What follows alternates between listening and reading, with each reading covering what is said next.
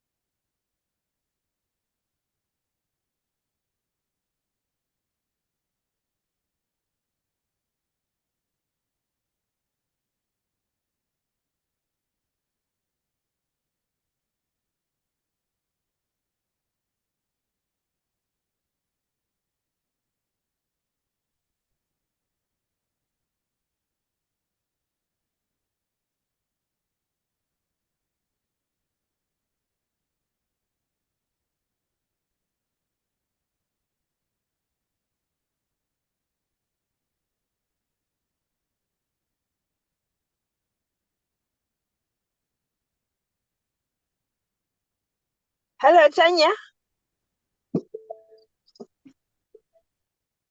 Tanya. I can hear you and I can see you. Thank you, baby girl. Thank you so much. Right. Bye-bye.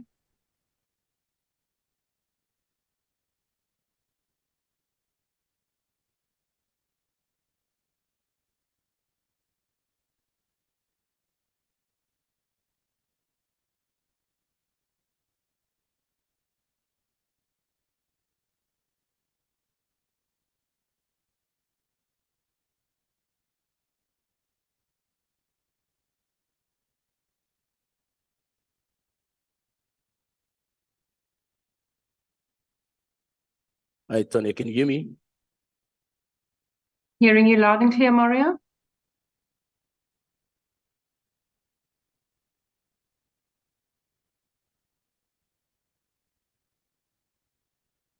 Speaker mic 1, 2. Tony, can you hear me? Can hear you. Good to go. Thanks, Mario. Thank you.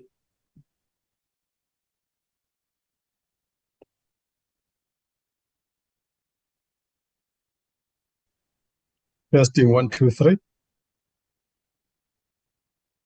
We can hear you, Mr. Manu.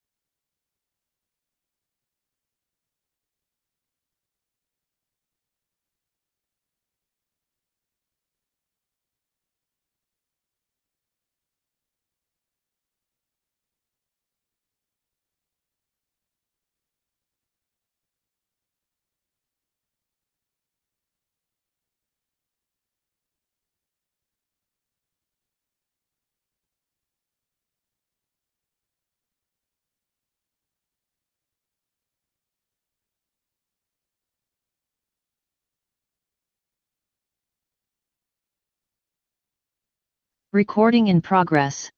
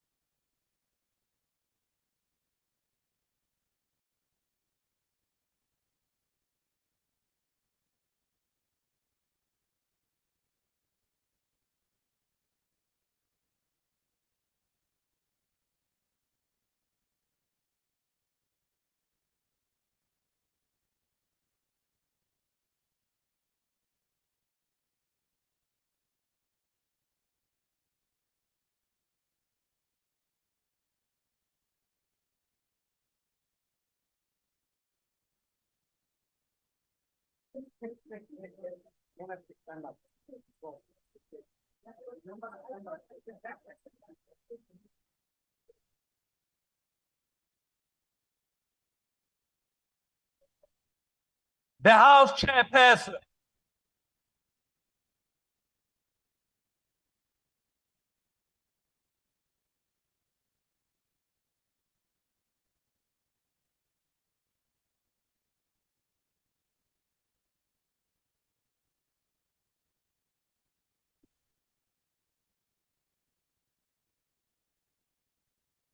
There will now be an opportunity for silent prayer or meditation.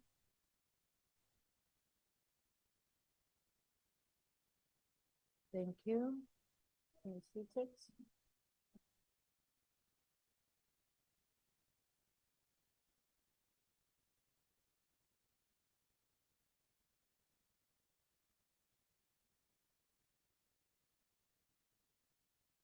Honorable Abrahams, I'm not sure if we are ready to proceed. Are your guests here?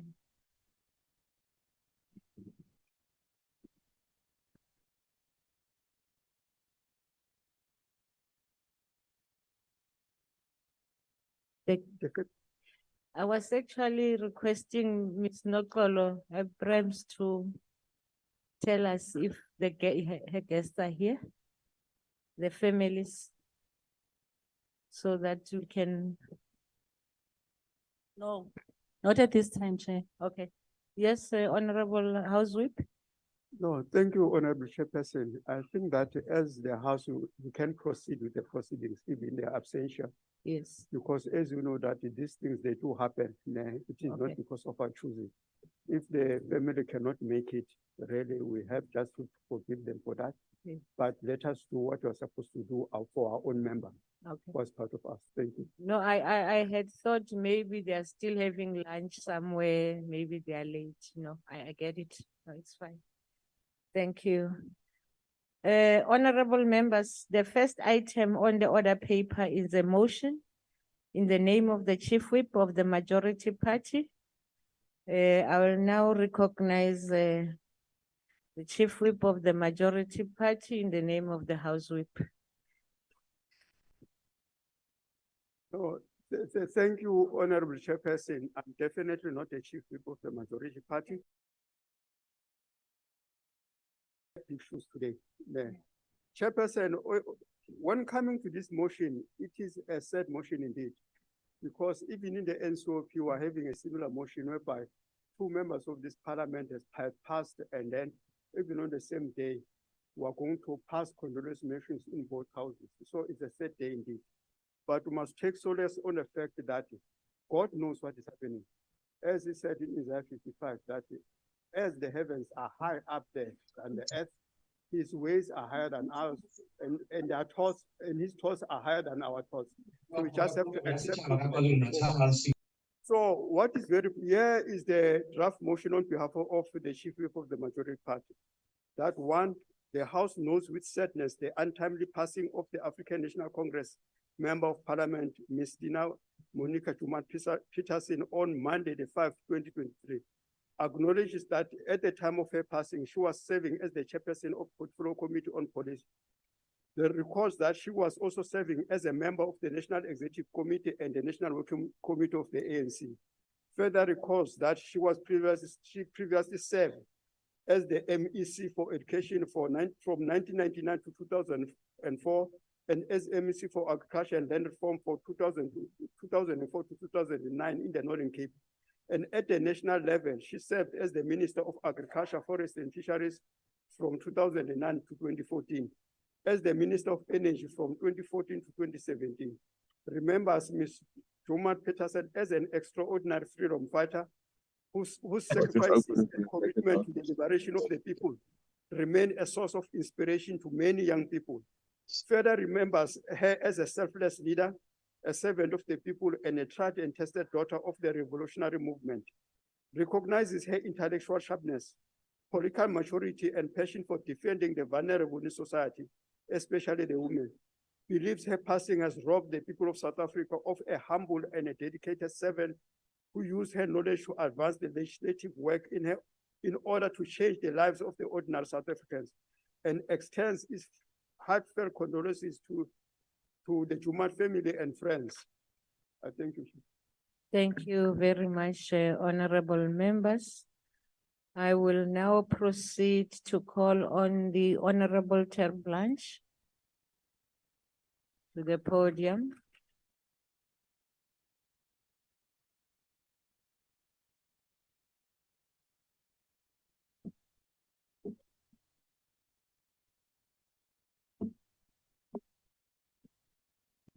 Honorable Chairperson, honorable members, and dear family and friends of the late Honorable Tina Joemat-Pettersson. Let me begin by conveying my sincerest sympathy and condolences to the family and the loved ones on behalf of the Democratic Alliance. On behalf of my own family, I would also like to extend our heartfelt condolences for this untimely and tragic loss that happened. May you find comfort and peace in our God Almighty Himself. We all struggle to come to grips with the sheer finality of death. Her unexpected passing came as a tremendous shock and certainly leaves an enormous void in the lives of all those around her, as well as the environments she played an active role in. To the ANC, I also offer condolences. The political party that the Honorable Tina served with total commitment and dedication. I met the Honorable Tina at the start of the 6th Parliament, when we were both ended up as members of the Portfolio Committee for Police. She was appointed to be the chair of this crucially important committee. We did not know each other at the time, and as a result, I viewed her appointment with slight prejudice and suspicion. That was based on my own interpretation of media reports about her at the time. Along the way, we got to know each other. I realized that we shared a common goal, namely to transform the South African Police Service and to make the country a better place for the good of all its citizens. Under her guidance, the committee soon began to work more cohesively, found direction, and established a certain rhythm. She never hesitated to crack the whip when circumstances called for it. Her impact will be sorely missed. She still had so many plans that she wanted to pursue. The week before her passing, we visited her beloved Northern Cape, her place of birth. She was so happy and shared some of her deepest sentiments, emotions, and dreams with us, such as her love for her children, family, and friends, and her aspirations for them. Like all of us, Tina was not perfect. She may have had her imperfections, but she also had a relationship with God. She enthusiastically told me that she was visiting a church with a friend that she thoroughly enjoyed the experience because they were what she called, they were serious about the Creator. At this time, the cause of her death is still unknown to the committee. I know that the police are dealing with the investigation, and I hope it will be concluded soon. The Honorable Tina is no longer with us. Her earthly journey has ended. She has now moved on to the next chapter. We are left with memories only and will hopefully build our own future on the positives learned from her life. I want to thank God Almighty for the life of the Honorable Tina Joemat-Pettersson. May her soul rest in peace and rise in glory. I thank you. Thank you, Honorable Kerbrand. Any member of the EFF on the virtual platform to speak?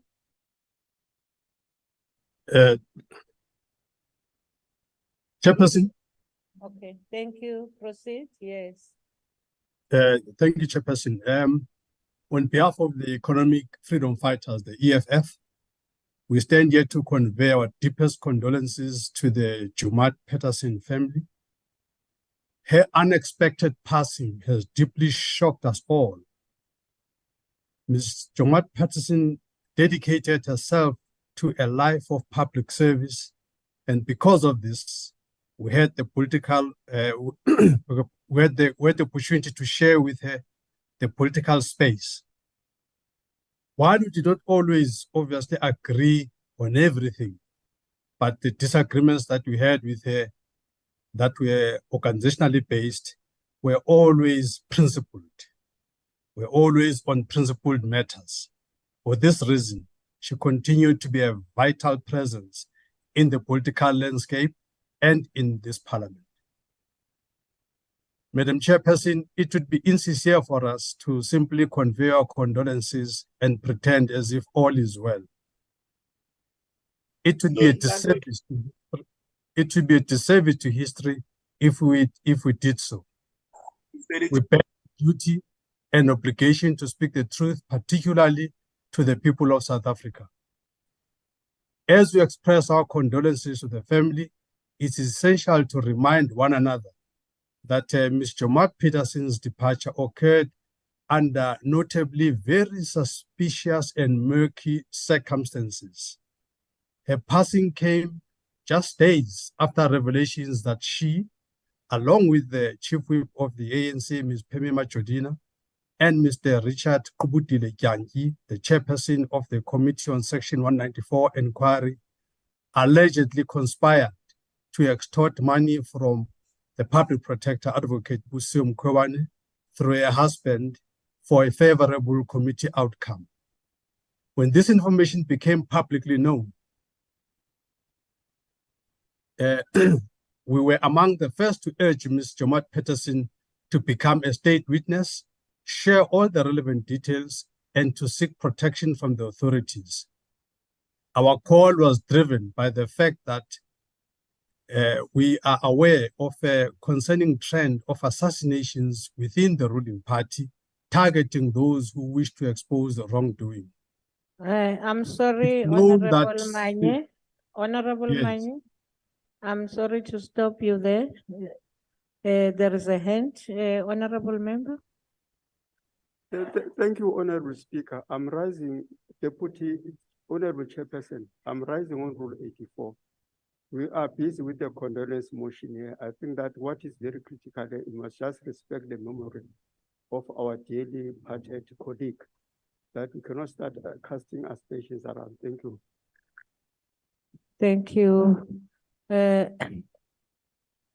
May I not rule on that and allow the member to proceed? As Thank you, I will, Chairperson. I will look into it. Thank you. Thank you, Chairperson. It's known that Cindy Somakaka, the former ANC Youth League Secretary General, lost his life for opposing corruption. It's also known that Mfundo Mukwena, another leader of the ANC Youth League, was tragically murdered in KwaZulu-Natal. Babita Diokaran met her untimely death for challenging corruption in Eguruleni, and the list continues. It deeply troubles us, Chairperson, that Ms. Joemat-Pettersson passed away just as these serious allegations were being exposed. Our hearts remain heavy with the knowledge that those who mourned her the loudest might very well be potentially be involved in plots against her. Once again, we conclude by extending our heartfelt condolences to the Joemat family, her friends, and to her genuine comrades. Thank you very much, Chairperson. Thank you. Honorable Majosi. Thank you, Honorable Honorable members House on the Chair. platform, please switch off mute your gadgets, please. Proceed, Mama Josie, sorry. Thank you, Honorable House Chairperson. The IFP would like to express its sorrow and sympathy on the unexpected passing of the National Assembly Member of Parliament and Police Portfolio Committee Chairperson, Honorable Tina Joemat-Pettersson. Although we are saddened by the loss of the Honorable Joemat-Pettersson, I am also very grateful to have served with her on the Portfolio Committee for Police. Honorable Tina Joemat-Pettersson was a very warm and welcoming person who wore many hats. She was a mother and a grandmother who loved to share stories about her children and grandchildren. However, to many of us, she was a fellow comrade, an advisor, and a support system when we needed it. She was a strong leader who did not discriminate. Even if you belonged to a different organization, she always treated you with the necessary respect. She was also funny and would lighten the mood of our portfolio meeting with a joke. She was a very talkative person with a beautifully bubbly personality that always spoke positively about life in a way that made you want more of her wisdom. Chair, I never thought this day would come. Not for a moment did I think I would ever have to speak about her in a past tense. We have lost a true servant of the people who was strict yet kind. In our Police Portfolio Committee meeting, if we received presentation and the presenters were not clear on what they were saying or seemed unprepared, she would turn them back and say that the standard of the committee cannot accept it. In the committee, she would give everyone an opportunity to speak and share their views. She was also incredibly respectful. For example, in our meeting, she would never make a mistake of calling you by your first name. She would always call everyone honorable member. We truly lost a chairperson who knew how to navigate the South African Police Service. That is why, Chair, making this speech today really hurts. She often spoke to me about the things she went through in her life. And with that in mind, I want to encourage all of us present here today and reach out and support one another. We may be from different organizations and have different ideological beliefs and standpoints, but may we never forget that we are all human and in need of kindness. We implore all honorable members to not let Honorable Joemat-Pettersson and all other fallen colleagues' efforts to the House and the country in vain. We need to continue building a House of Representatives that is trustworthy and reliable, that makes a difference in the lives of those we represent on the daily basis. In closing, we as the IFP would like to extend our heartfelt condolences to her family, friends, and all loved ones who she shared her life with. May you hold the memories you have with her close, and we wish you all the strength in healing. Thank you, Chairperson. Thank you. Akbaralid Vessels. Thank you, Honourable House Chairperson. House Chair, on behalf of the FF Plus, I wish to extend our heartfelt condolences with the family and friends of the Honourable Tina Joemat-Pettersson. Our condolences is also extended to the party that she was loyal to, the ANC. She was a dedicated member of the ANC and a public servant, but she was also an educator and remained a teacher, although she was a minister and a chairperson and in many other roles, she remained a teacher her whole life. And she always and never passed up an opportunity to correct someone's language and spelling, and I think her colleagues would also know that. As the chairperson of the Portfolio Committee on Police, she ensured that the committee did its work diligently, and she was really a hard worker. I got to know Honourable Pettersson during her tenure as the Minister of Agriculture, whilst I was also employed in the department in the office of the Deputy Minister. We had our differences and we had a lot of clashes, but her sense for fashion was something we'll always remember. I don't know who inherited her shoes, but that's a very lucky person. Her sense for humor always stood out, and something that a lot of colleagues also mentioned is that she was a dedicated mother. She really, really loved her children, and she always shared stories about them and her concerns about their well-being and their future. And we also wish and hope that they are well in their journey for the future. She was also dedicated to her province, the Northern Cape, and to her constituency, and would also always reflect on the people of the Northern Cape. I think untimely death has left a void in the ruling party, in public service, and also in the Northern Cape. Once again, our heartfelt condolences to her family and her friends and her colleagues. I thank you. Thank you. Moruti Mishra. On behalf of the African Christian Democratic Party, I wish to convey our heartfelt condolences to the extended family and friends of the late ANC Member of Parliament, Ms. Tina Monica Joemat-Pettersson, who passed away on Monday, the 5th of June, 2023. At the time of her passing, she was serving as the chairperson of the Portfolio Committee on Police.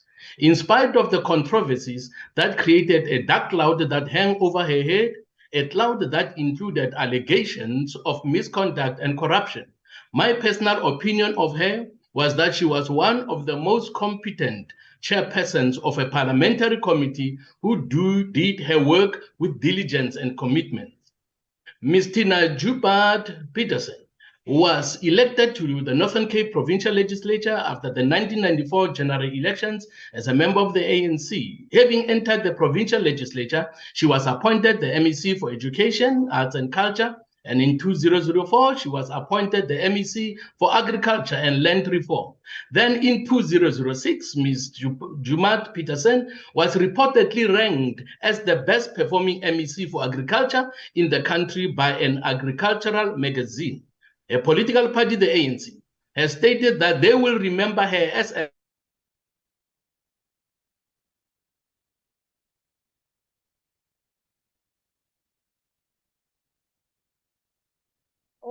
Hakile ntate ha ke itse hore bothata ke eng. Kwala video with her, recognize her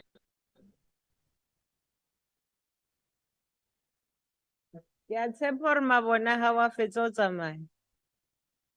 A disturb-ile ntho flow. Ntate Moruti. A gona motho ka mo tlung ka mo wa SACP.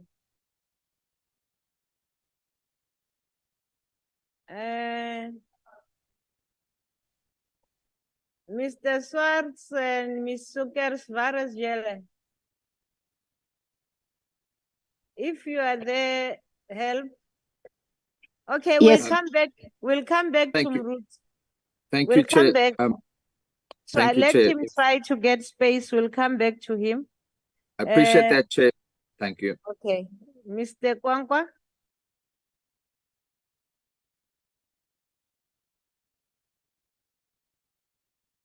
Ageko. Yadlula. ATM. Thank you very much, Chairperson. Honorable Chairperson and honorable members. As African Transformation Movement, we are conveying our heartfelt condolences for Tina Joemat-Pettersson family and friends, and to her political home, which is African National Congress. It was a shock to us as African Transformation Movement because we were still expecting a lot from her. To lose such a caliber is really a frustration, Honorable Chairperson. A selfless leader, servant of the people, a revolutionarist, a committed leader who served almost in all spheres of government, working very hard for the total economic emancipation of the poor of the poorest. But we are saying to the family, akuhlanga lungehliyo mabaxole, and to her political home city, uThixo akathathi into angabeki into. May her soul rest in eternal peace. Thank you, Honorable Chairperson. Thank you, ma. Good.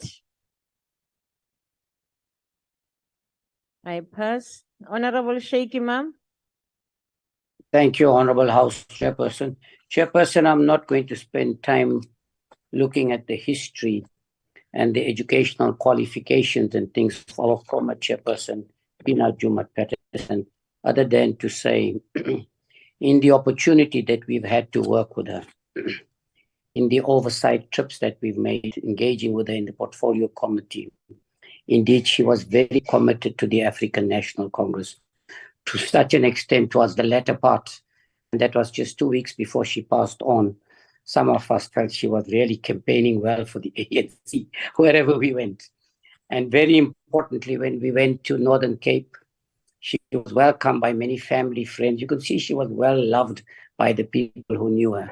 More importantly, when we went to the recruitment center, to the college in Pretoria, of course, and she got this message loud and clear to all the recruits. All of you must thank President Ramaphosa. This is his decision. He paid. He wants you people here, so you will be grateful to him. But very importantly, I had the opportunity in those 2 trips, particularly of sitting next to her. She was always concerned whether I've had my halal food. But more importantly, in the committee, she conducted herself without fear of fear. Particularly if you look at the issue of the firearm registry, which members of the portfolio committee were not satisfied with. And she put her foot down that she's going to go on an oversight visit, and only if she sees for herself that there is progress is she going to accept these reports. Otherwise, she's not going to do that. So yes, indeed, I think she was very committed, very dedicated. It's a pity it came as a great shock to us, particularly to me, because sitting next to her 2 weeks before that and spent a lot of time with her, it really meant a lot. But I must say to ANC, to her family, friends, and colleagues, we have lost a leader who was very committed from the days of the liberation until her last moments. We extend our deepest condolence to all of you. Thank you very much. Thank you. Honorable Jafta. Thank you, Chair. As the African Independent Congress, we wish to pour our warm hearts to the family of the late Ms. Joemat-Pettersson. Ms. Pettersson was a remarkable person with outstanding academic qualifications. She graduated from the University of Western Cape with a Bachelor of Arts in English and History, a higher diploma in education from the same university, and obtained her degree in executive management in education from the University of Cape Town. We know her passion for education started off when she led in the Northern Cape. Tatana Bilankulu. Please. We know her led SADTU in the Northern Cape as its national representative. She was a member of the South African Democratic Teachers Union in 1992. She went on to become a member of Northern Cape Regional Delegate to the ANC National Education and Cultural Desk during the period 1992 to 1993, and also a member of the ANC Women's League National Executive Committee from 1998 to 2003. She was the Minister of Agriculture, Forestry and Fisheries from 11 May 2009 till 25th May 2014. In her stint as chairperson of the Portfolio Committee on Police, Ms. Pettersson was pragmatic and practical. We saw her diligence on how she reigned in the Minister of Police and his officials before this committee. Honorable Pettersson was a patriot, and her legacy must not be distorted. She was also a human and suffered normal human imperfection. May her soul be spared. May she rest in eternal peace. Thank you, Chair. Thank you. Cope. Before Honorable Hendricks, may I check if where is the chair that should be here for members coming from this side? Honorable Hendricks is too far. Just get a chair and put it here for him to be seated. As I go back to Reverend Mishwe, are you okay now? Yes, Speaker, I should be. You Should I may start from proceed. the beginning? Yes, yes, do. You have 2 minutes. All right, thank you very much. On behalf of the African Christian Democratic Party, I wish to convey our heartfelt condolences to the extended family and friends of the late Ms. Pettersson, who passed away on Monday, the 5th of June, 2023. At the time of her passing, she was serving as the chairperson of the Portfolio Committee on Police. In spite of the controversies that created a dark cloud that hung over her head, a cloud that included allegations of misconduct and corruption, my personal opinion of her was that she was one of the most competent chairpersons of a parliamentary committee who did her work with diligence and commitment. She was elected to the Northern Cape Provincial Legislature after the 1994 general elections as a member of the ANC. Having entered the provincial legislature, she was appointed the MEC for education, arts and culture. In 2004, she was appointed the MEC for agriculture and land reform. Then in 2006, Ms. Pettersson was reportedly ranked as the best performing MEC for agriculture in the country by an agricultural magazine. Her political party, the ANC, has stated that they will remember her as a selfless leader, servant of the people, and an extraordinary freedom fighter whose sacrifices and commitment to the liberation of people will remain a source of inspiration for many young people. Those of us in the ACDP who knew and served with her recognize her intellectual sharpness, political maturity, and passion for defending the vulnerable in society, particularly women. The ACDP supports the motion we are debating today that with her passing, we are robbed the people of South Africa of a humble, dedicated, but vulnerable MP who used her knowledge to advance legislative work in order to change the lives of ordinary people. On June 20th, 2023, the South African Police Service announced an inquest into her death after uncovering insufficient evidence that her death was not due to normal causes. The ACP will have. Thank you, Mama. Thank you very much. Thank you, ma'am. Honorable Hendricks.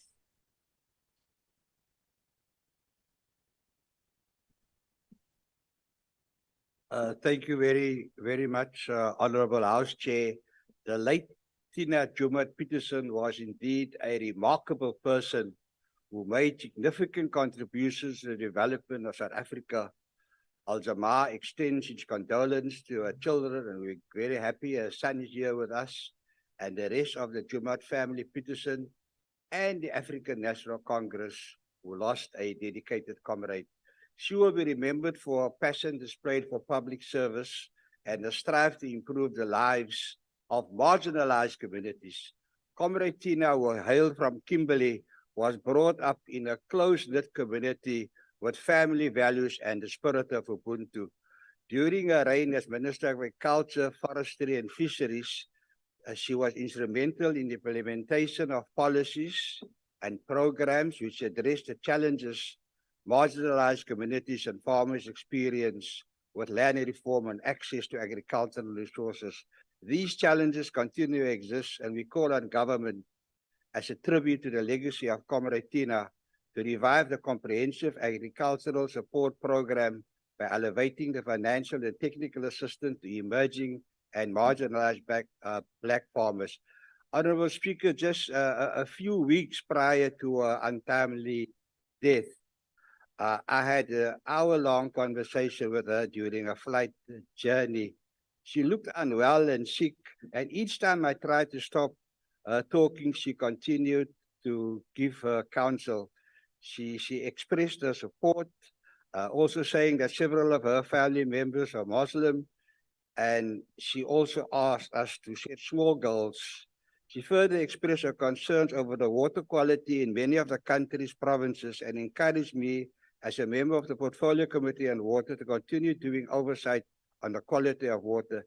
She even sent me the next day samples of water sanitation tablets, which I tested the sachets, and the dirty water was clear after using it, and the tests were very good.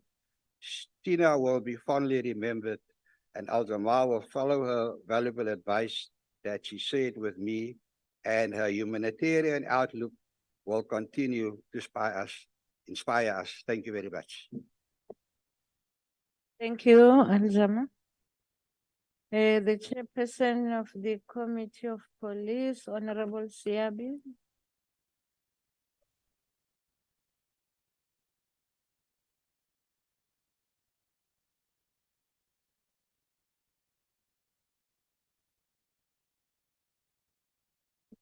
Honorable House Chairperson, honorable members, family members, friends and comrades.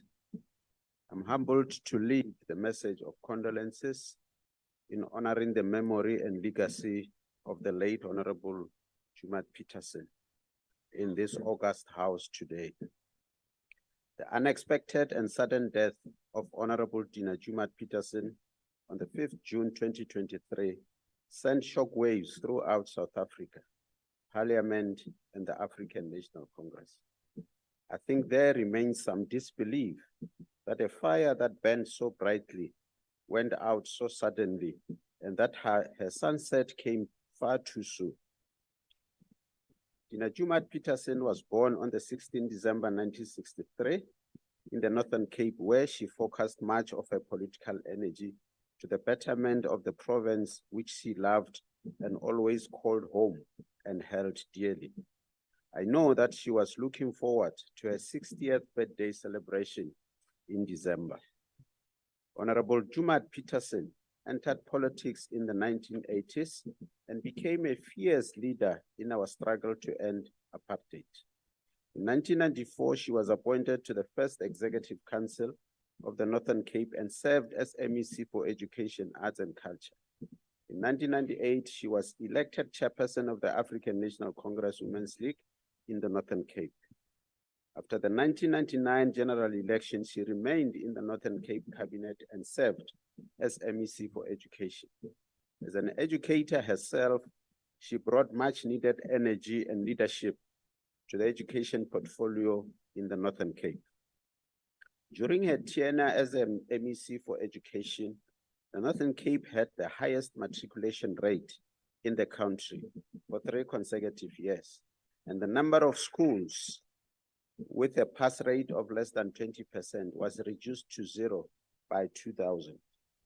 After the 2004 election, Honorable Joemat-Pettersson still remained in the Northern Cape Cabinet, where she served as MEC for Agriculture and Land Reform. In 2009, she was elected to the National Assembly and shortly afterwards was appointed as the National Minister of Agriculture, Forestry and Fisheries. Thereafter, she served as Minister of Energy from 2014 to 2017. After the 2019 general election, Honorable Joemat-Pettersson was once more elected into the National Assembly, where she served as chairperson of the Portfolio Committee on Police until her death in June this year. Throughout most of her political career, she served on the highest structures of the ANC, including the National Executive Committee and National Working Committee. On 14 June, the Portfolio Committee on Police led tributes to the late Honorable Joemat-Pettersson, during which various stakeholders within the police portfolio took the opportunity to share their thoughts, emotions, and condolences on the passing of the late Honorable Joemat-Pettersson. During these tributes, the feelings expressed were unanimous in that she was dedicated to the committee's work with the sole intention of ensuring a safer and better country for all its people. We all agreed that she had an amazing sense of humor, but would not take anything less than competence and hard work. Her dedication to the work in the committee culminated in significant successes in the policing environment and police oversight. Her leadership and commitment led to the substantial reduction in the DNA analysis backlog and processing of the DNA Amendment Bill, which led to the full implementation of the Criminal Law Amendment Act. She led the committee throughout the review of the Protection of Constitutional Democracy Against Terrorist and Related Activities Amendment Act, which strengthens the global fight against terrorism and the terrorist financing. This was instrumental in addressing technical compliance deficiencies, as highlighted by the Financial Action Task Force in the mutual evaluation. Honorable Joemat-Pettersson led the committee throughout difficult meetings in which critical issues were discussed, including crime statistics, firearm amnesties, police staff morale, gender-based violence and femicide. This all paid major dividends in policing oversight. She further led the committee through unprecedented times that affected Parliament when we had to abruptly adapt to virtual committee meetings during the COVID-19 lockdown and thereafter. These were uncertain times during which she was a constant pillar of support and leadership. We will remember Honorable Joemat-Pettersson for her exceptional political acumen and leadership. She was a humble and dedicated servant to the ANC and the country as a whole. She stood firm in her beliefs and never shied away from holding the executive and departments under our oversight mandate to account. It was at times abrasive, but with good intentions for the betterment of safety and security. Those who knew her better will remember her as a kind and caring person.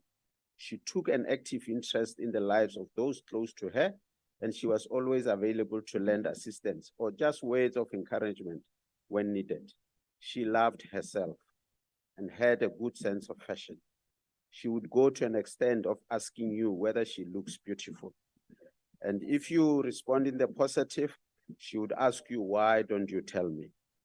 Apart from her illustrious political career, her foremost priority was her children, with whom she shared an extremely close bond. We express our most sincere condolences to her sons, Terence and Austin, and the family at large. They remain in our prayers, and we wish them comfort in cherished memories with their mother. May her soul rest in peace and rise in glory. I thank you, Chairperson. Thank you very much, Honorable Member. That concludes the speakers list on this matter. I take it that there are no objections in the motion being adopted. Will members please rise to observe a moment of silence in the memory of Mrs. Tina Monica Joemat-Pettersson.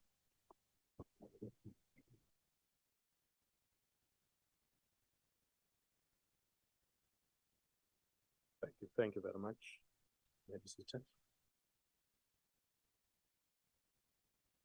The presiding officers associate themselves with the motion. The condolences of the House will be conveyed to the Joemat-Pettersson family. The Secretary will read the first order.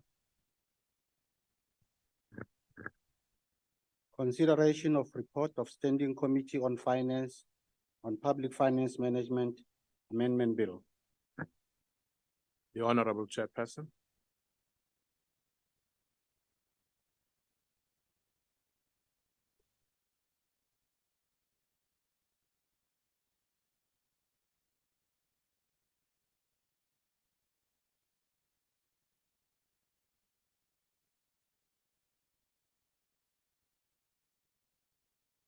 The clock is ticking.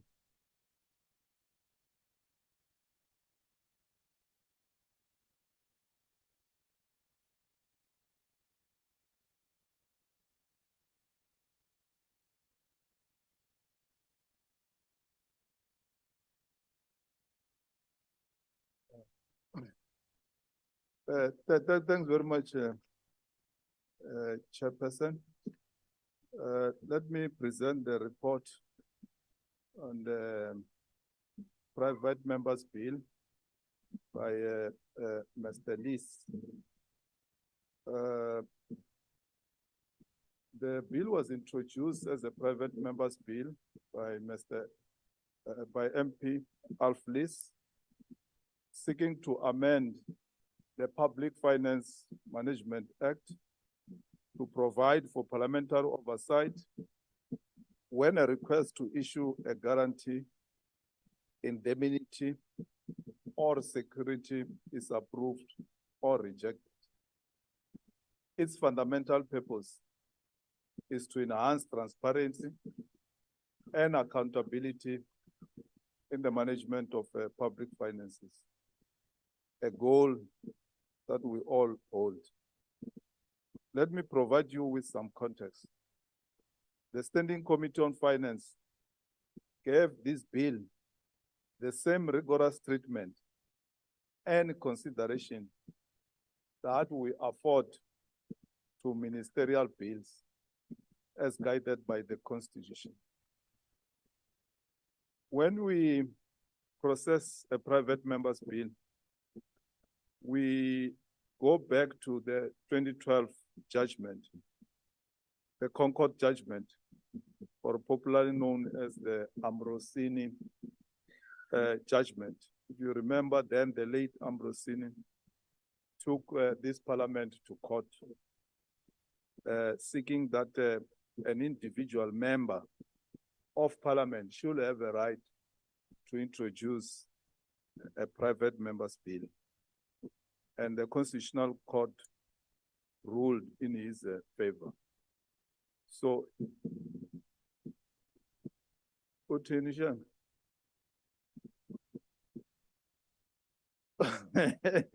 it was not in Qatar versus the parliament, it was Ambrosini. Address me, honorable member. Okay. Thanks, Chair. So, as parliament, we believe in fostering an environment of equality and fairness when it comes to shaping our nation's legislation. As like any other bill, we made a provision for public participation, both in written and oral submission.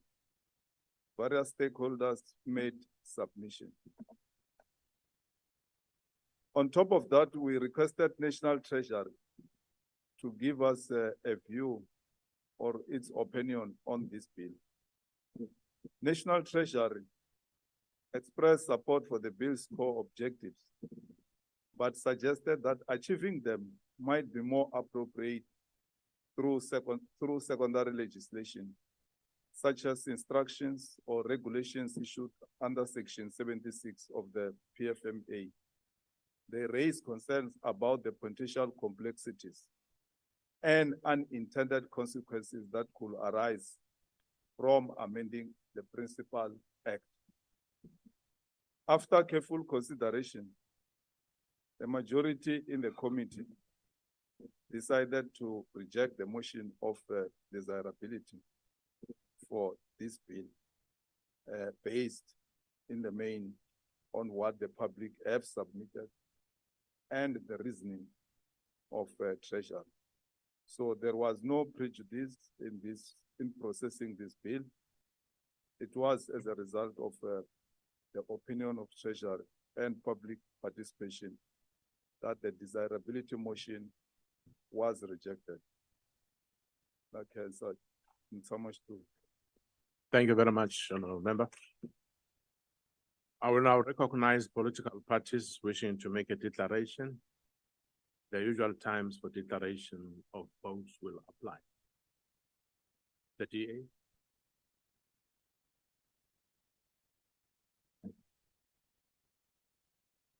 Hello, kade ngagcina ukukhuluma lana kule ndawo enhle kangaka, so ngiyajabula ukuthi ngibe nani namhlanje.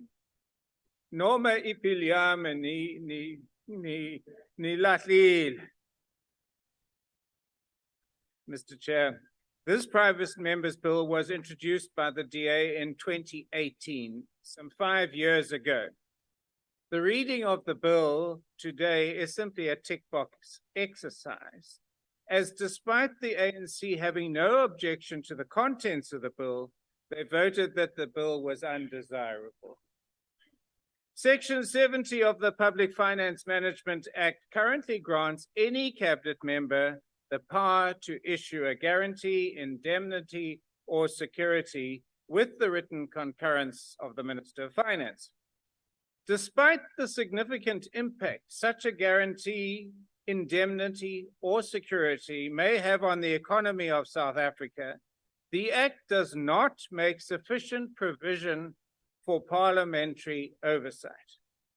No provision is made for Parliament to be notified when such an instrument is being issued.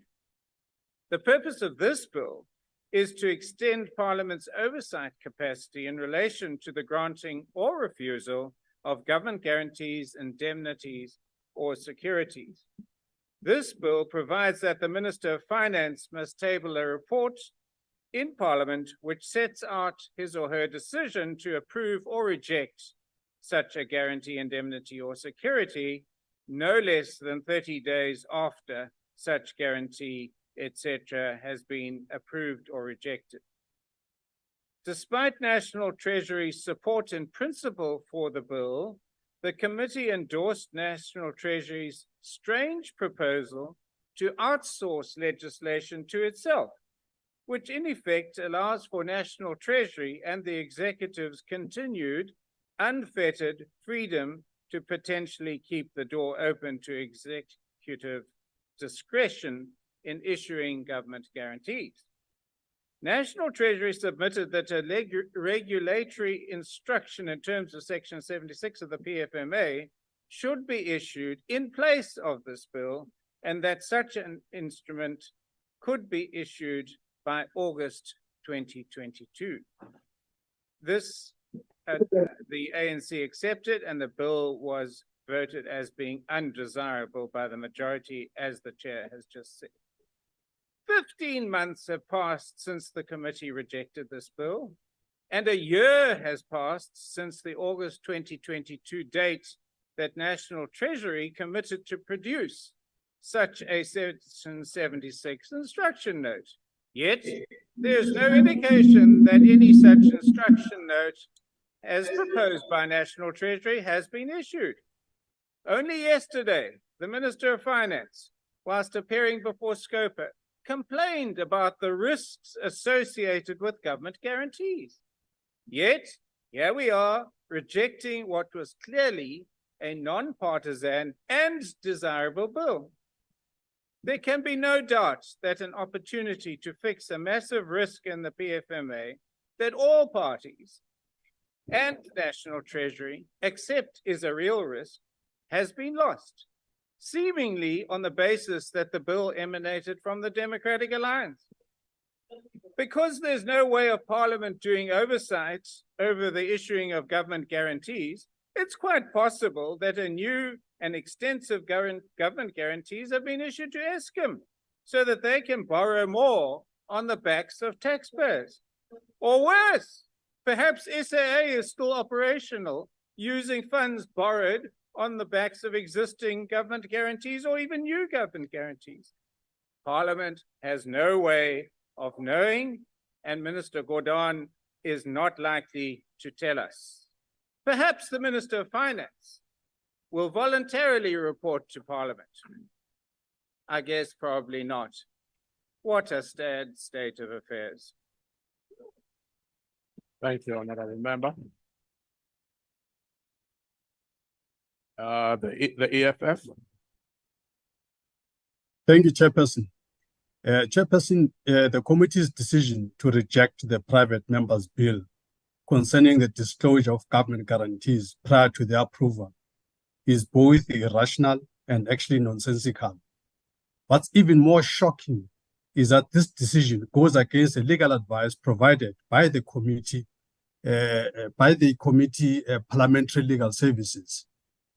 We have legal advice stating that rather than relying on the executive to issue instructions or present legislation, we should act.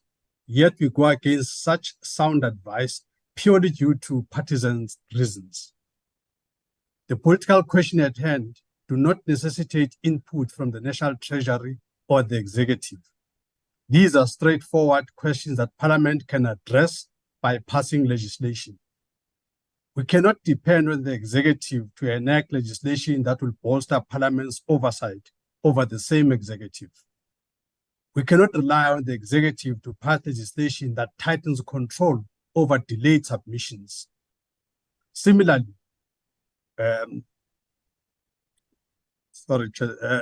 similarly, we look to the executive to draft legislation promoting transparency and participatory democracy. We are well aware that the executive seeks to obscure matters and sweep corruption under the rug, just as was seen with the Phala scandal, when the president was allegedly found laundering millions in the US dollars hidden within his sofas. The EFF rejects the committee report and asserts that it is high time that Parliament took the responsibility of legislating instead of passing this duty on to the executive. Thank you, Chairperson. Thank you, Honorable Member. IFP.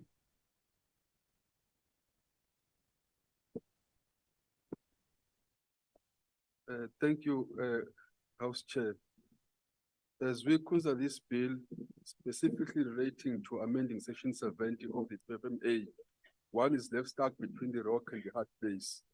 Yes, Honorable Chair, the purpose and objective of this amendment will increase the oversight authority of Parliament in refusing or granting government guarantees, while at the same time it may possibly delay the release of funds through guarantees, indemnities, or security to government departments or SOEs, which may need urgent support.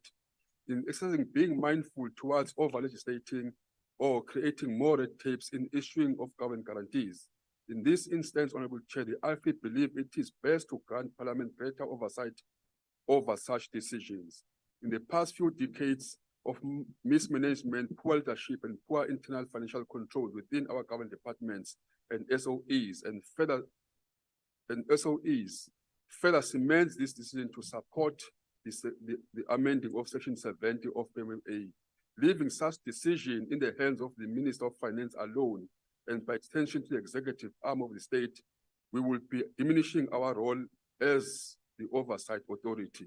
It is imperative that we take cognizance of the fact that the issuing of funds via guarantees from minister to any department, public entity, or state-owned company may negatively affect our credit rating and places our economy at risk.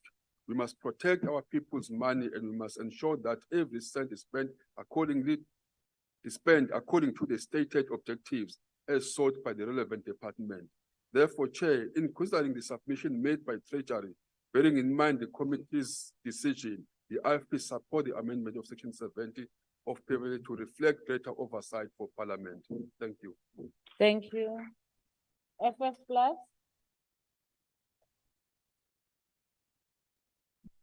Thank you, House Chairperson. House Chair, we have a very big problem.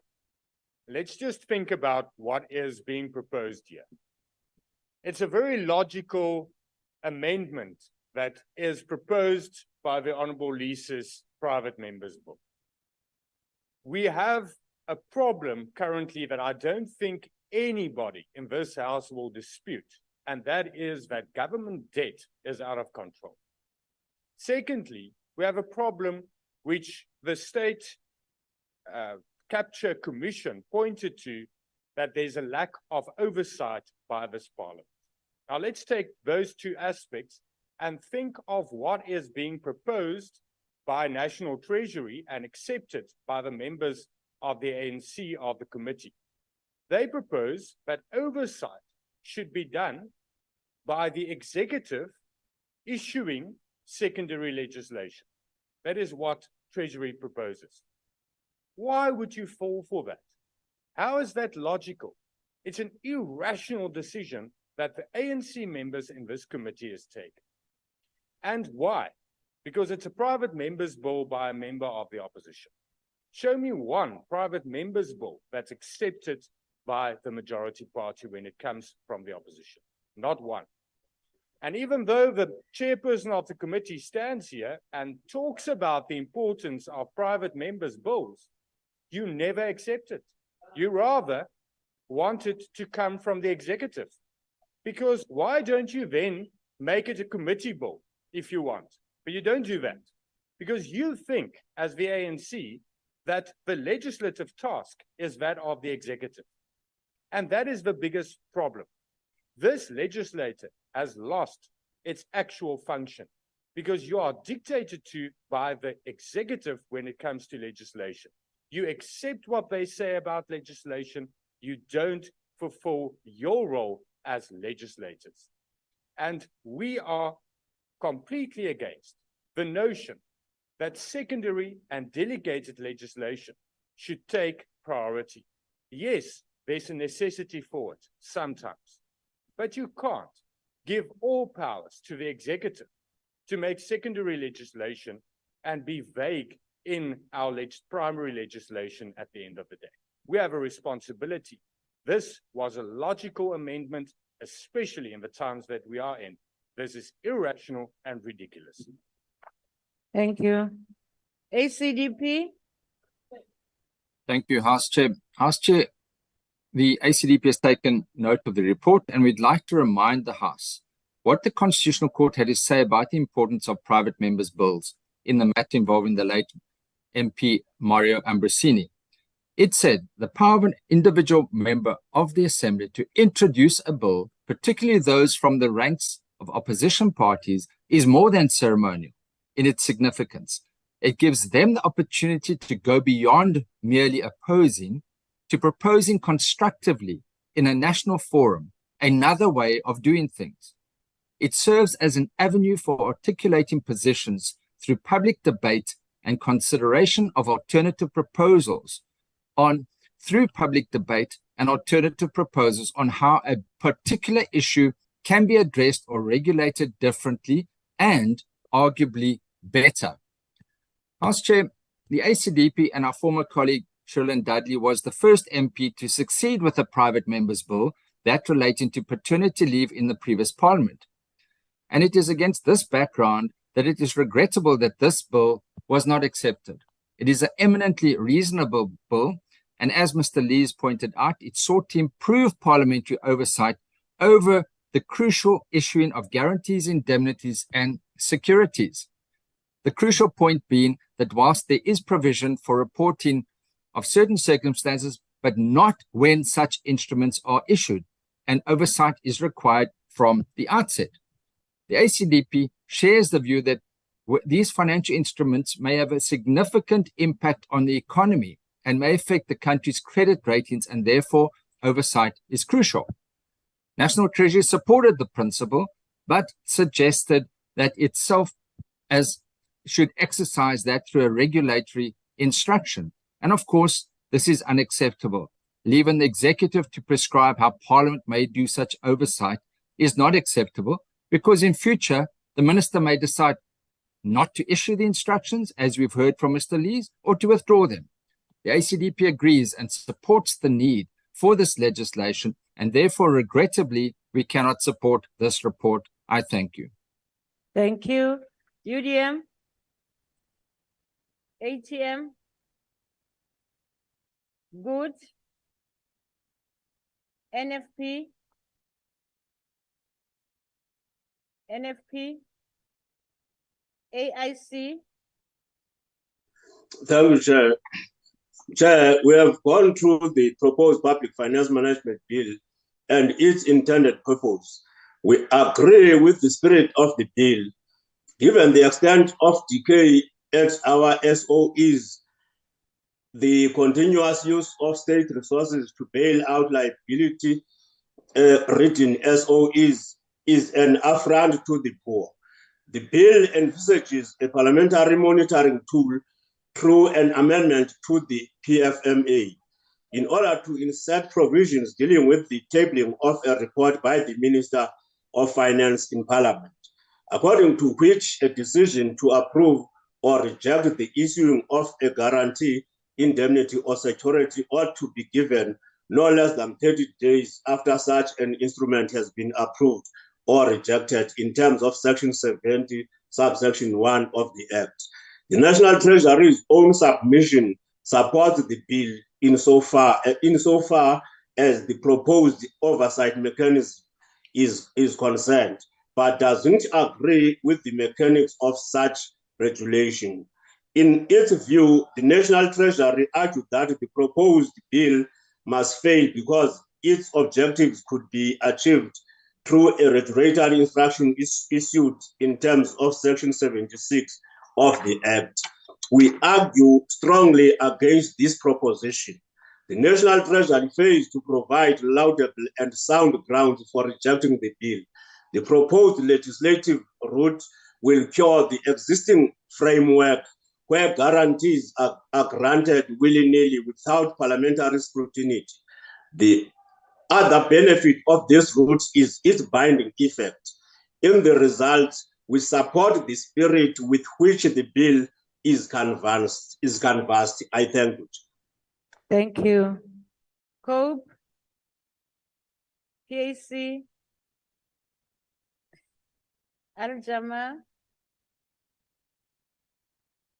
The ANC?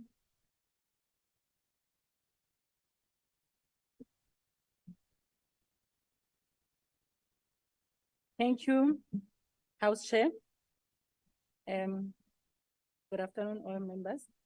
The Public Finance Management Amendment Bill, as revived, seeks to place Parliament in a position to co-determine decisions on extremely sensitive financial matters for which the National Treasury was constitutionally set up to oversee.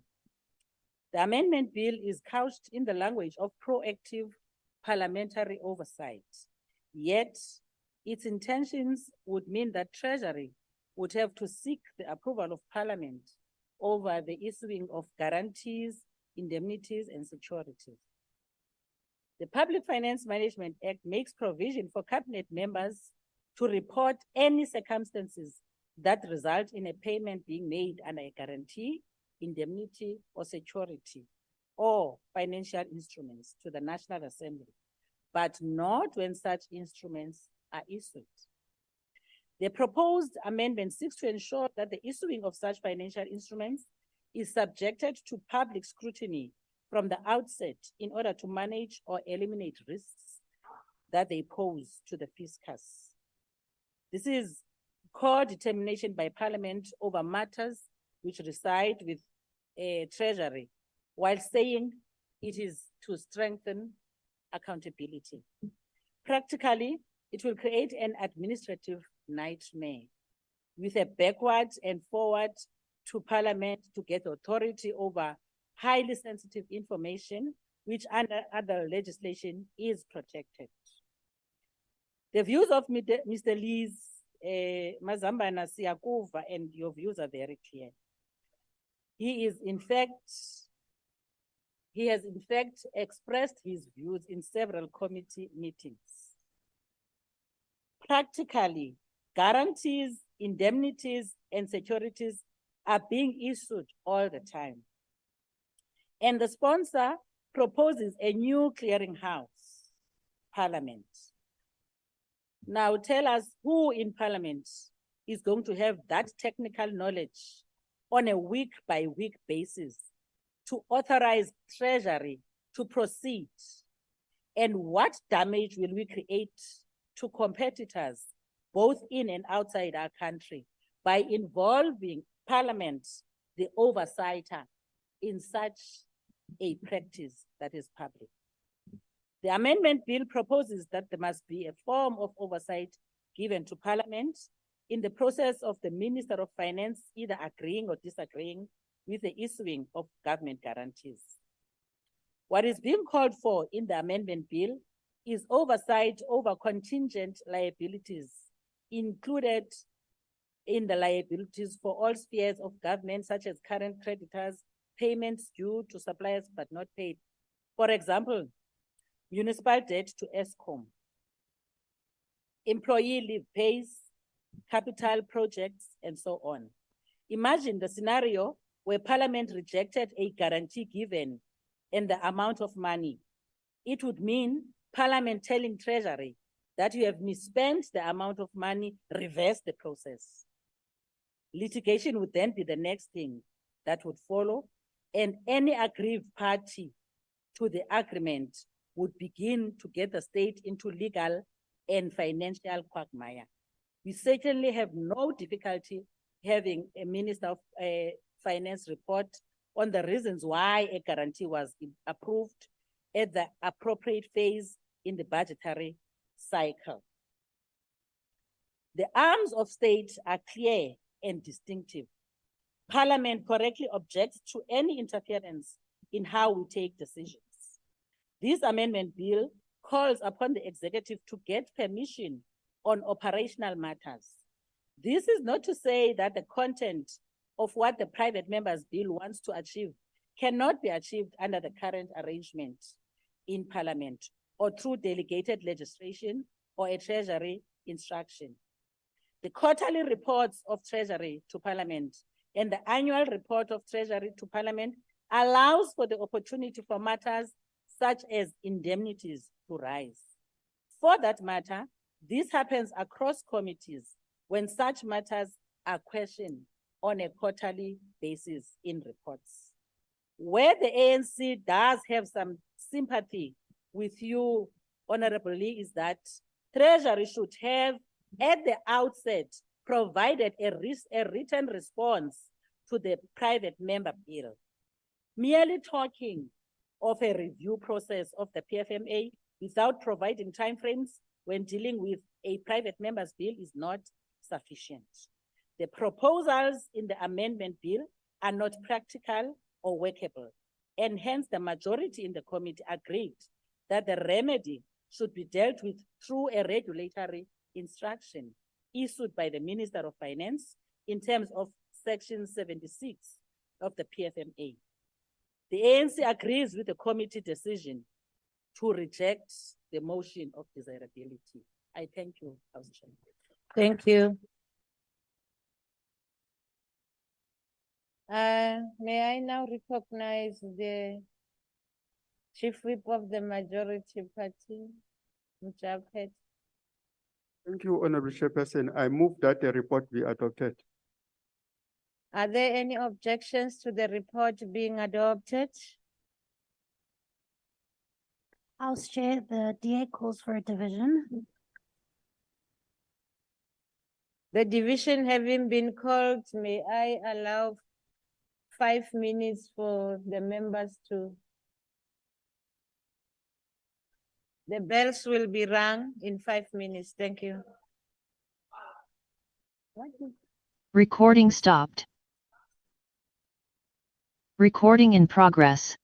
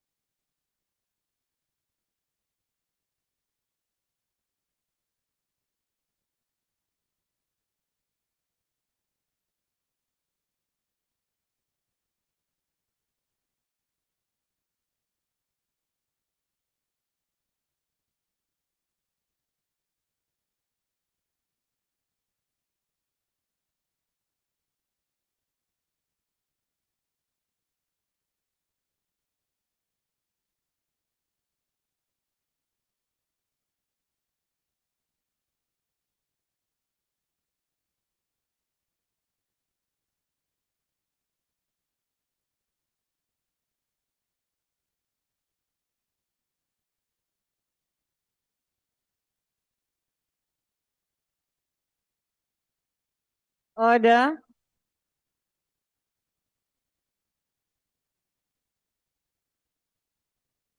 Laura Lucio.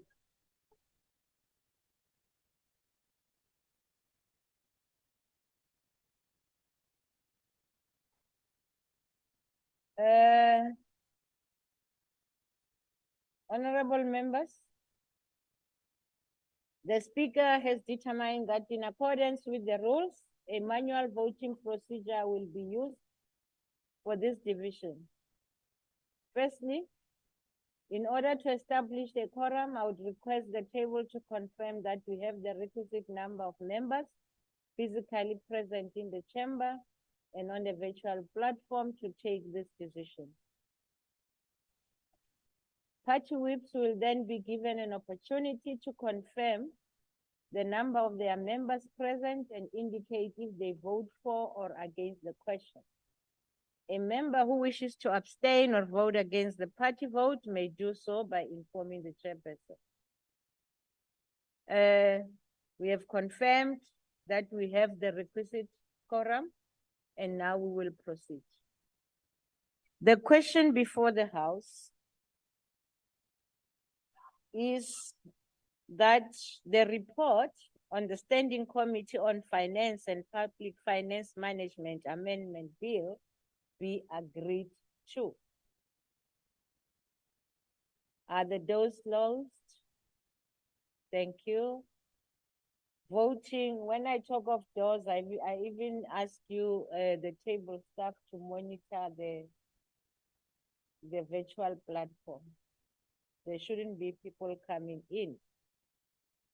Voting will now commence. The doors of the chamber must remain locked and members are not allowed to enter the virtual platform until the voting is concluded. Whips, I hope you are ready now to confirm the number of your members present in the chamber and on the virtual platform and indicate if they vote for or against. The table staff will assist me. Are the party whips ready to record their votes? I will start with the ANC. Thank you, Honorable Chairperson. In the House, we are having 26 members present. On the visual platform, we're having 110 members. The total is 186, and everyone is in agreement that the report be adopted. Thank you. Thank you. Can you repeat numbers in the House? Your numbers only. 20, 26, and then 110 outside. Thank you. GA? House Chair, on the online platform, there are 53 DA members. Inside the House, there are 17 DA members who are voting against the report. Thank you. Thank you. Can you, as you give, maybe try to give the total at the end? 70 members voting against. Thank you, ma'am. EFF? Chairperson, I'm disadvantaged. I actually don't know how many people are on the platform, but if that can be worked out, we are voting against. Thank you. We will assist you. They will check now. You know, in the House, there's nobody. It's only the platform. Yes, you are right. On the platform, you have 10 members. Confirmed 10 members of the EFF on the platform. Are you Thank you, Chair. So it's 10 against. Thank you. The IFP? Thank you, Chair. We two in the House. I'm not sure in the platform they can assist us, but we vote against. 4 on the platform. IFP has 4 on the platform. Honorable Whips, or those abumjaphethe babusosibebe, ngibawa ukuthi nibuze nasisathulile ukuthi ni-check ukuthi bayingaki, but we'll always assist, but try to check. FF plus? Thank you, House Chairperson. We are 3 members in the House, 3 members online, that's 6 members against. Thank you. ACGP, Thank you, House Chair. We are 4 members on the platform voting against. Thank you. thank you. UDM, ATM, Good, NFP, AIC, 1 on virtual platform, Honorable Chair, and voting against. thank you. Code, PAC, PAC 1 and it abstains. thank you. Aljama. Okay. Are there any members who wish to vote against their party? Any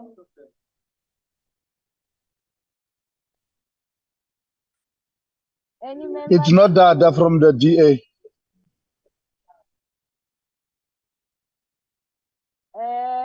Reality Oscar yet and show yet again.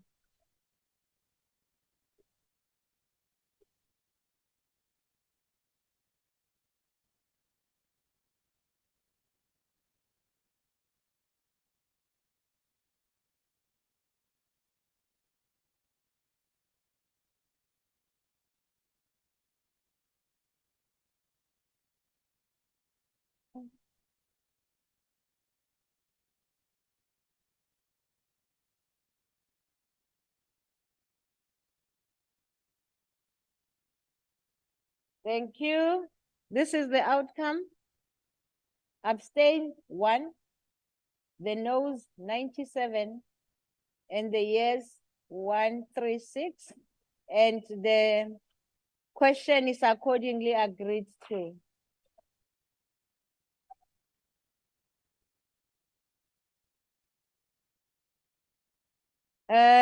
We proceed. Okay, honorable members.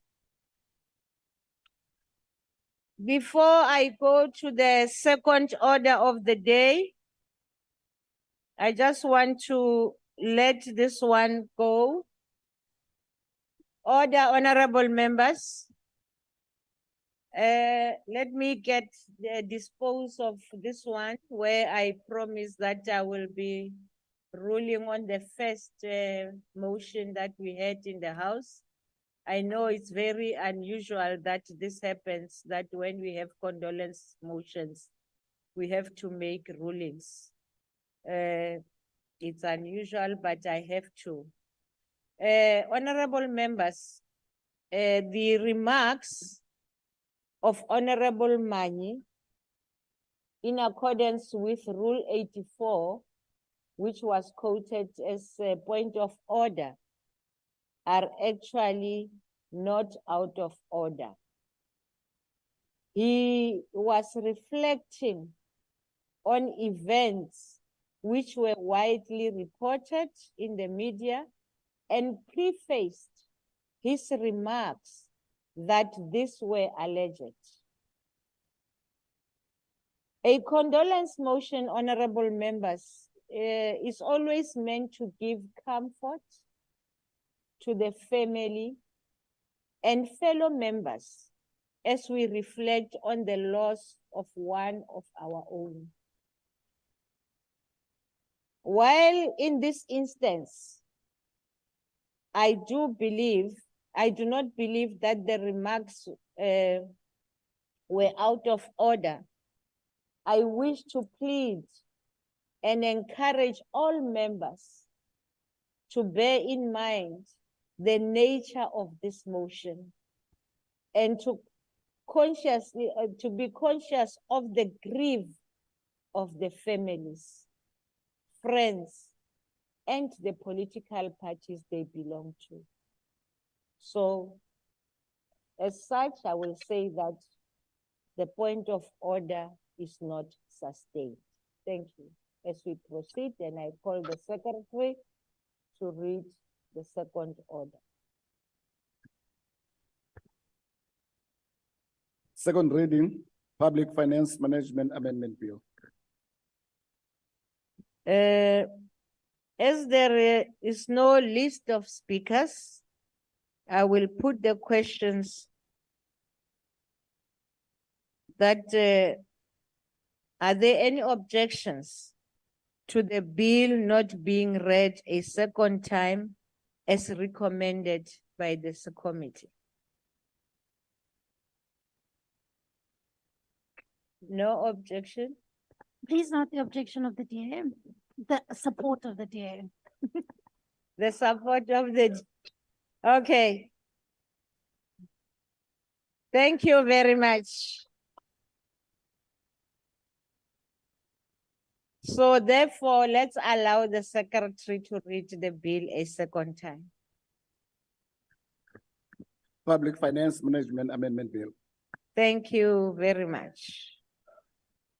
We proceed and go to order number 3. It's you again, Secretary. Consideration of report of Standing Committee on Public Finance Management Amendment Bill. I will now invite the chairperson of the committee to introduce the bill.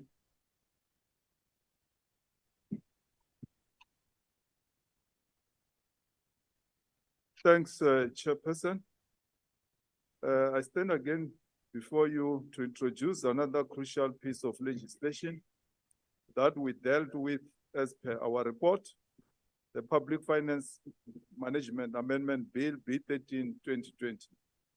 This bill introduces a private member's bill by Honorable G. Cachalia, aims to amend the PFMA to introduce additional measures when an executive authority fails to table the annual report, financial statements, and audit report for department for entity in the National Assembly or provincial legislature. It underscores our collective commitment to transparency and accountability in the management of public finances. I want to emphasize that the Standing Committee on Finance has approached this bill with the same diligence and impartiality that we apply to ministerial bills. We are steadfast in our dedication to upholding principles of fairness and equity in our legislative processes.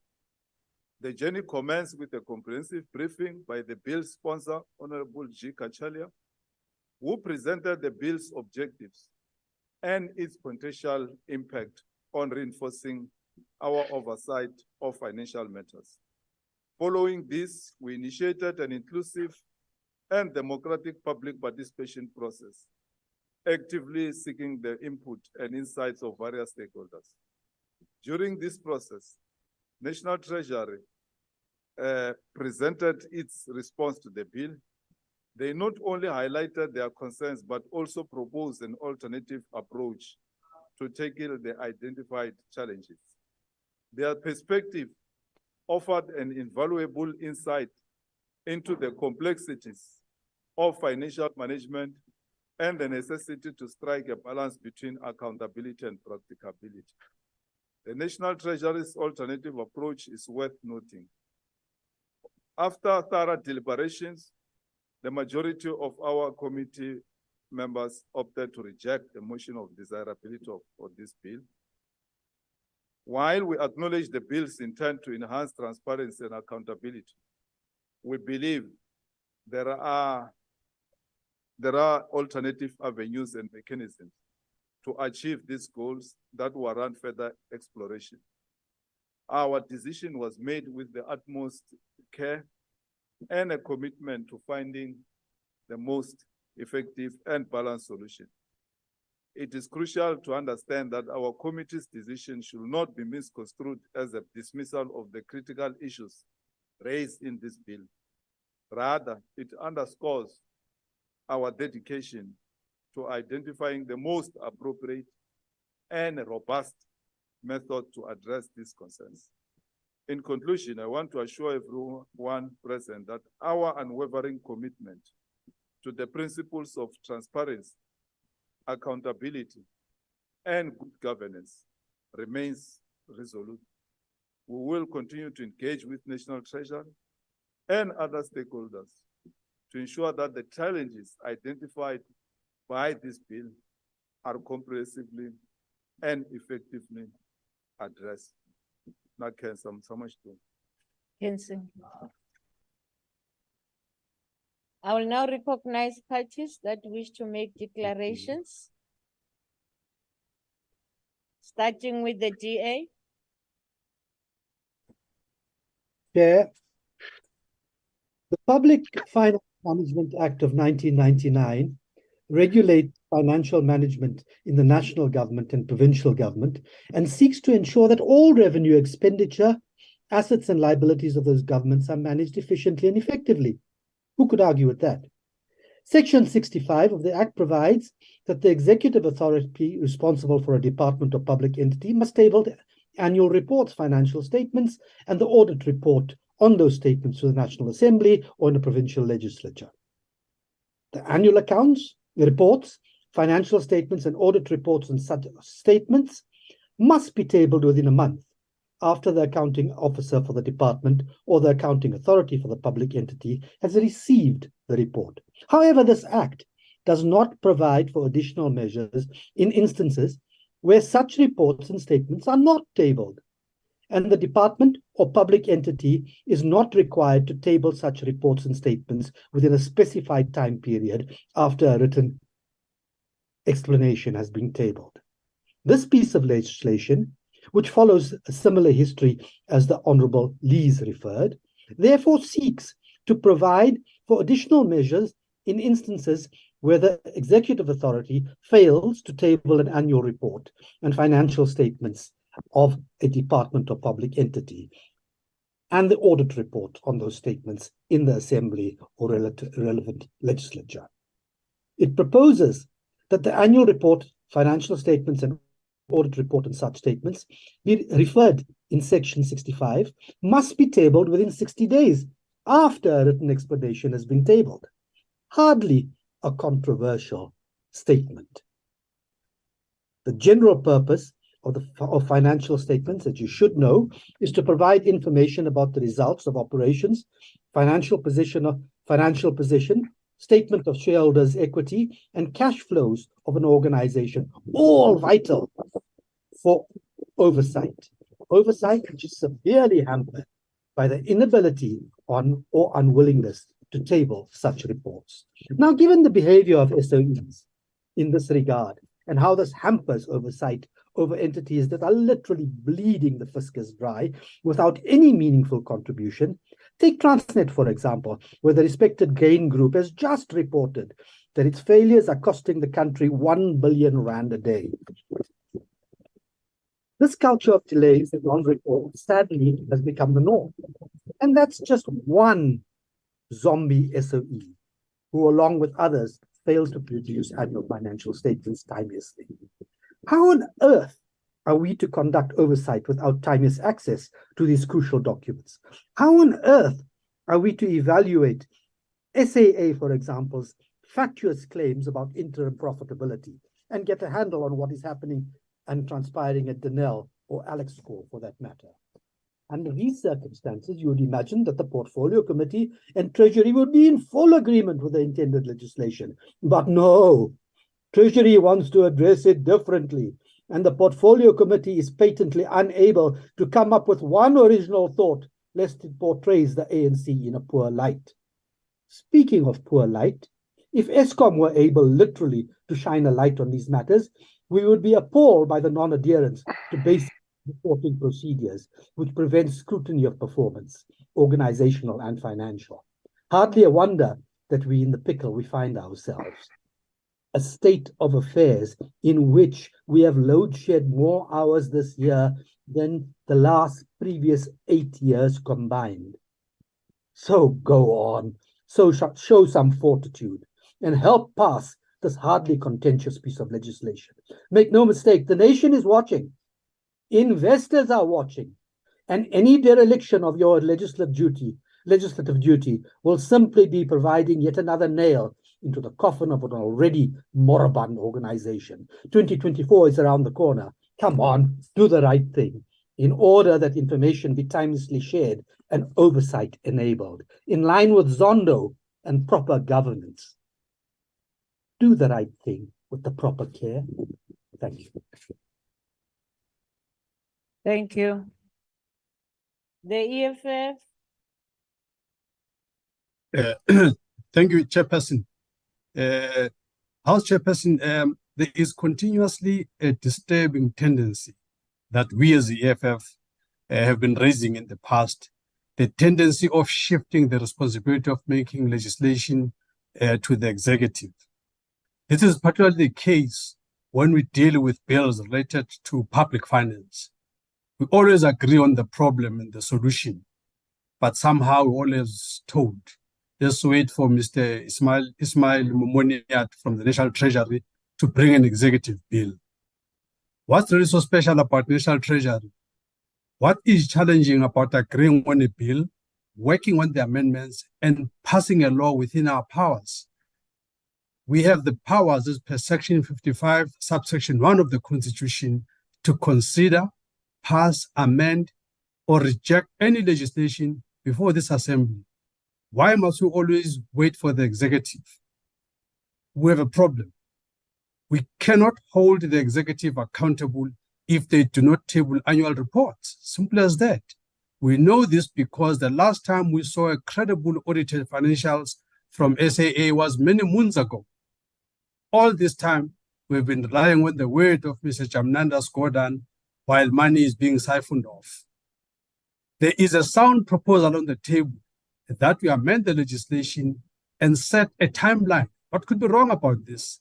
Now we're expected to wait for the very same collective executive which cannot submit annual reports on time, wait for them to amend the legislation or implement regulations that address their own incompetence and disregard for the Constitution. This is really madness presented with some facade of rationality that was objected to in this parliament. We really reject the approach of the majority party. We think this goes against the grain and spirit of constitutional democracy. It cannot be that the majoritarianism is used to undermine what is a proper accountability and oversight that this parliament is expected to carry out. Thank you, Chair. Thank you. IFP.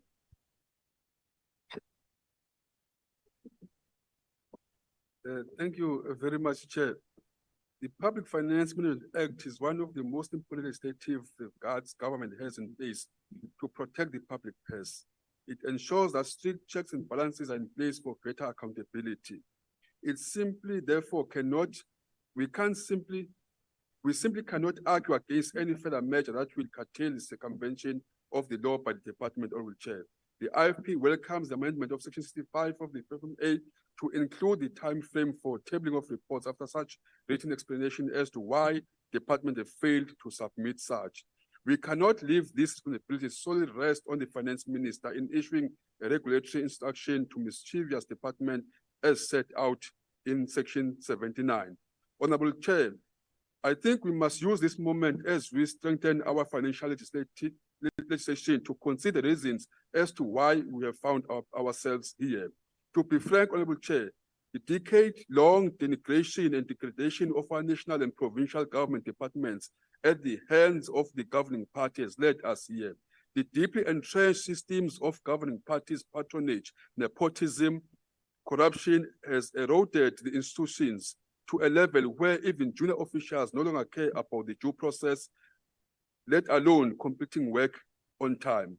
Under this government, we have seen time and time again extraordinary provisions turned into standard practice. Why then will senior officials and financial managers care to ensure that things happen at the right time, knowing fully well that there is no consequence for their action? Chairperson, our country does not lack much of financial resources, but do lack in proper financial management and lack full adherence to legislation. The IFP support the amendment, which will allow greater oversight by Parliament. It is surely the role of this Parliament to hold the executive to account. We cannot, therefore, extend this responsibility. Indeed, we have incredible talented people who serve in the public sector as they are patriots. But like cancer, these individuals have become infected by the spread of looting and constant flouting of rules and regulations by those in charge of the departments. Black starter culture and laissez-faire attitude towards taking responsibility and being held accountable by Parliament has continued to develop unabated. Honorable Chair, in prevention of this culture of disregard for law and legislation from spreading across the entire public sector, the IFP support this bill. Thank you. Thank you. FF Plus. Thank you, House Chairperson. Similar to the previous bill that we just handled, once again, National Treasury made an irrational recommendation which the majority of the members, the ANC members of the committee, accepted. It's once again a recommendation that is encroaching on the separation, the doctrine of separation of powers. That is fundamental to our constitutional democracy. Once again, the legislature is trying to give or delegate the legislative power to the executive in the form of secondary and delegated legislative powers, which is unacceptable. But Chairperson, there's broadly two reasons why there's non-compliance and non-tabling of annual reports and audit reports. It's firstly, some departments and public entities just do not and have not compiled the necessary information, and there's nothing submitted to the Auditor General for an audit. And that is usually what happens, especially in our public entities, our SOEs. But then there's also disputes. There's audits that take place, and then departments, especially provincial departments, dispute the outcome with the Auditor General. And it's because of a misconception of what an audit is supposed to be. The fact that everybody tries to have this whole thing of clean audits, and that's an ANC legacy. You went about your business trying to say that everything is about clean audits, but it's not. It's about getting the outcome and rectifying what is wrong. If there's no audit report, then there's no audit action plan to actually rectify and get things better. And that is what happens, not only on provincial and national level, but especially on municipal level as well, because of those disputes. But luckily, apart from this proposal that would have been logical, we do have another mechanism, and that is the Public Audit Act, which provides for the Auditor General to table an audit report in the legislature if the department fails to do so. And we call on the Auditor General to use those powers more, and we call on this Parliament to then act efficiently on that tabled reports by the Auditor General. It has happened in provinces. It has not happened on national level yet, but it can. And the Public Audit Act does provide for such powers for the Auditor General. We reject this report and we support the logical amendments proposed by this bill. Thank you. Thank you. ACDP. Thank you, House Chair. The bill tabled by the Honourable Cachalia, as with Mr. Lee's private member's bill, seeks to improve parliamentary oversight. And who could have a problem with this? It provides that executive authorities responsible for public departments or public entities must table annual reports, financial statements, and audit reports on those statements in the National Assembly or provincial legislatures within a month of receipt, but not later than 6 months. Surely no one can have a problem with this, because our committees often sit with late tabling of annual reports or no tabling of annual reports, financial statements, and audit reports, and this negatively impacts on our oversight. As in the previous bill, National Treasury supported the principle of extended oversight proposed by the bill, but again submitted that there was no need for the Act to be amended in order to achieve this, and again proposed that this oversight be done through a regulatory instruction issued in terms of Section 76 of the Act. Now, obviously, the drafter and the sponsor of the bill again cautioned against this approach, because what it in effect is doing, it's leaving the executive to prescribe how Parliament may do its oversight through regulatory instructions, which obviously can also compromise the principles of delegating plenary power, but it may also result in problems in the future where a minister may decide not to issue instructions or withdraw them. The ACDP agrees. It is sad that this mechanism to improve parliamentary oversight was not agreed to by the majority members of the committee. Therefore, the ACDP cannot support this report. I thank you. Thank you. UDM, ATM, Good, NFP, AIC, okay, COPE, PAC. No declaration from the PAC, Chair. Thank you. Al-Jama, ANC.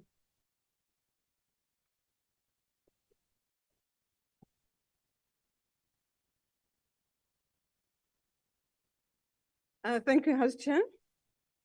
Honorable members, the intention of the sponsor of amendment bill is to provide for additional measures in instances where reports and statements are not tabled within the prescribed 6 months period to Parliament. The Public Finance Management Act states that such statements must be tabled 1 month after the accounting officer for the department or the accounting authority for the public entity has received the audit report. In the current scenario, if the executive does not table these reports within 6 months after the end of the financial year, then the executive authority needs to table a written explanation to the legislature on the reasons why that has not happened. Currently, Section 65 of the Public Finance Management Act provides for an explanation to be tabled where such reports and audited statements are not tabled as prescribed, but does not provide for the time frame for the tabling of the report after such written explanation is tabled. The sponsor of the amendment bill seeks to place an obligation to table such deferred reports within a specific time period after the written explanation. The amendment bill proposes that the annual reports, financial statements, and audit reports, and any such statements be tabled within 60 days after a written explanation has been tabled. As the ANC, we have no difficulty with the proposed 60 days to be tabled the report after the written explanation has been filed. However, where we had a difficulty was putting such an instruction in the Act, which would, in the cases of complicity, not provide the option to extend that time period. Therefore, the route of a Section 76 Treasury instruction was preferred by the ANC. We do not agree with the argument that we have omnibus regulation clauses such as Section 76(4)(g) of the PFMA. Regulations are designed to address specific issues where there are shortcomings. This does not suggest that the executive is deciding for Parliament.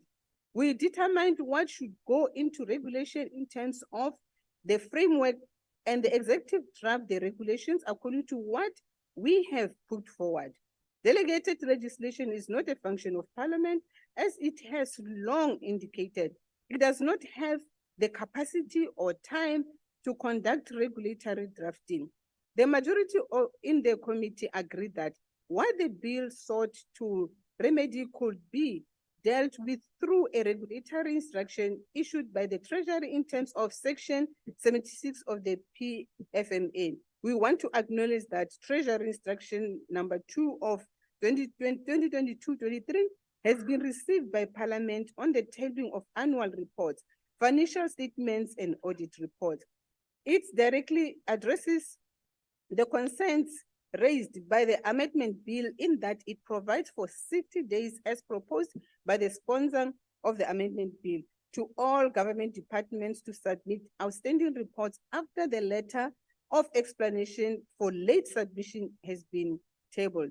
Therefore, there cannot be debate that what we asked to be done has been done. We do, like other members, raise our concern that Treasury did not submit detailed comments on the amendment bill.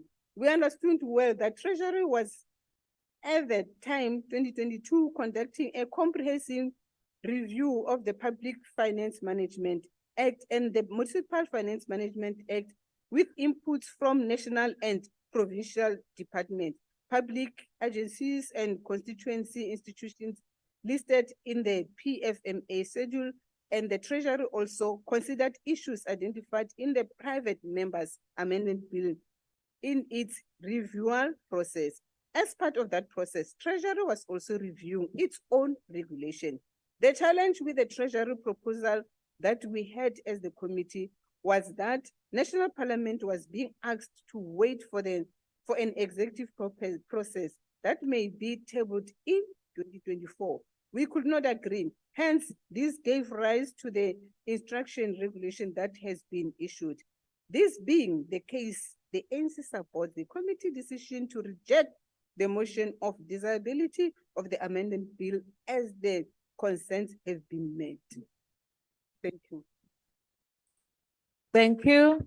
May I recognize the Chief Whip of the majority party? Chairperson, I move that the report be adopted. Are there any objections to the report being adopted? Yes, Honorable Chief Whip of the House Chair, opposition. please note the objection of the DA. Thank you very much. With the objection of the DA, then Chair. the report. Chair. Yes. We also, oh, sorry, Chair. Yeah. So just to note also the objection of the Economic Freedom Fighters. Noted. The objection of the Freedom Party. Noted. And the Objection of the ACDP, thank FF you. plus. ACDP, FF plus noted. With those objections, then the report is agreed to. Honorable members, before we proceed to the fourth order, which is the last order, I've been informed that the note was not clear with me. So I'm going to go back to the second order and do it again. And that is, if there are no list of speakers, I will now put the question. Are there any objections to the bill not being read a second time as recommended by the committee? Please note the objection of the Democratic Alliance. Agreed. Please note the objection of the FF plus. Agreed. Noted. Objection Similarly, of the EFF. the Noted. object. Thank you. And the With- ACDP? Thank you. With that objection, then the bill is therefore not read a second time. Thank you. Ama-minutes fanele acace phela, asifuni ukuboshwa kusasa. We are now on the fourth order, which is the last order of the day, and I will ask the secretary to read. Second reading, Public Finance Management Amendment Bill. Again, as there is no list of speakers, I will now put the question. Are there any objections to the bill not being read a second time as recommended by the committee? Yes. Please note the objection of the DA, House Chair. Noted. objection of the IFP. Noted. Objection of the FF plus. Noted. Objection of the ACDP? ACDP, yes. And EFF. And the EFF are noted. So The bill will therefore not be read a second time. Honorable members, I will request you to stand and wait for the chair and the maids to leave the chamber. That concludes the business for the day and the House is adjourned.